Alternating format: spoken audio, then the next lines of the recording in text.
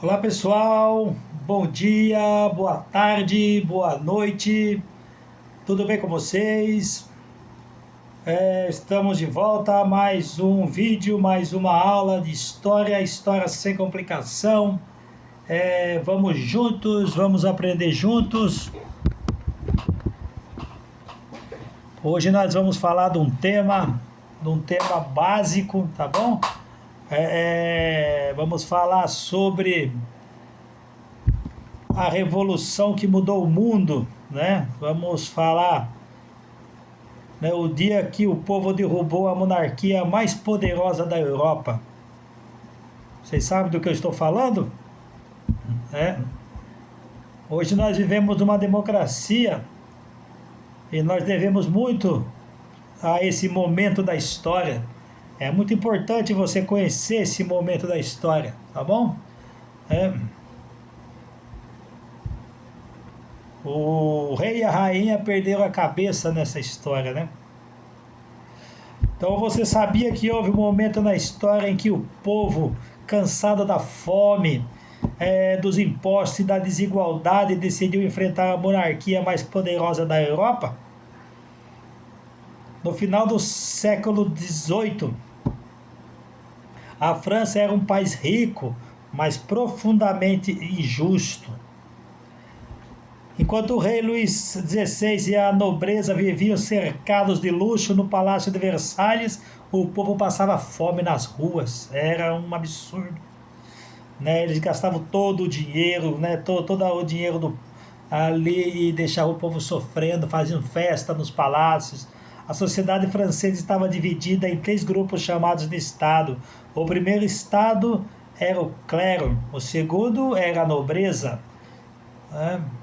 E o terceiro estado era formado por todo o resto da população, camponeses, trabalhadores, burgueses. O problema era que justamente o terceiro estado, que representava a esmagadora maioria, era quem pagava quase todos os impostos, enquanto os privilegiados praticamente não contribuíam. Vocês tem algum... é, Vocês estão vendo a situação que é parecida com a de hoje, né? A maioria esmagadora pagava os impostos para os burocratas se fazerem festa, se alimentarem. Tem uma coincidência aí nesse caso, né?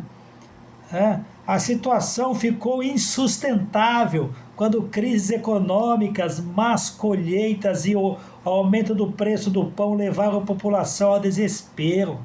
Em 1789, protestos começaram a se espalhar por Paris.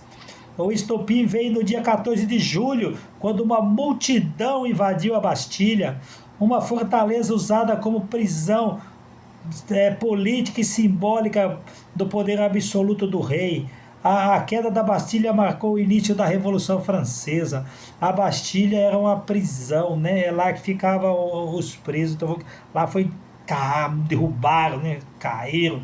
A partir daí a França mergulhou em um período de mudanças radicais. A monarquia foi enfraquecida, os privilégios feudais foram abolidos e surgiu a ideia de que o poder deveria vir do povo, não de um rei. Todo o poder emana do povo, né? Em 1793, o próprio Luís XVI foi julgado e condenado à morte por traição. Ele foi executado na guilhotina diante de uma multidão de pessoas, né? Meses depois, sua esposa Maria Antonieta também teve o mesmo destino, né? Até tem um ditado aí, né, que também isso é lenda também, não é comprovado, que foram falar para Maria Antonieta que o povo estava com fome, ela falou da brioche para eles, né? Que o povo está com fome da brioche. Mas esse daí não é comprovado, tá? Não é uma história comprovada, é o que o povo conta, tá bom?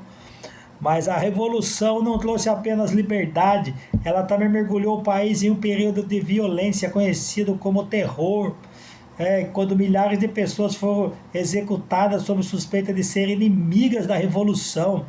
A guilhotina tornou-se símbolo desse tempo, funcionando quase sem parar, né?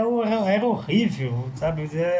O povo já começou, o povo mesmo já começou a se matar, tá? Né? Então, sem governo, não tinha governo. Apesar do caos, a Revolução Francesa mudou o curso da história. Ela espalhou ideias de liberdade, igualdade e direitos do cidadão por toda a Europa. E marcou o fim do absolutismo em vários países, né? O absolutismo é onde o rei manda, onde está lá o poder, todo o poder está na mão do rei. Esse é o absolutismo, né? O rei manda, o que o rei falar, tá falado. Se o rei mandar matar, mata. Se o rei mandar viver, vive. Entendeu? Então, ali a Revolução Francesa, ela acabou, ela foi o estopim para tirar o poder das mãos dos reis, né? E quando tudo terminou, a França nunca mais seria a mesma. O poder dos reis havia sido quebrado e uma nova era estava começando, a era das nações modernas, né?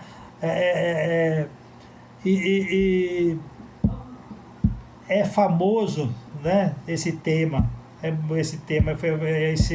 esse tema da Revolução Francesa ficou famoso no mundo todo, né?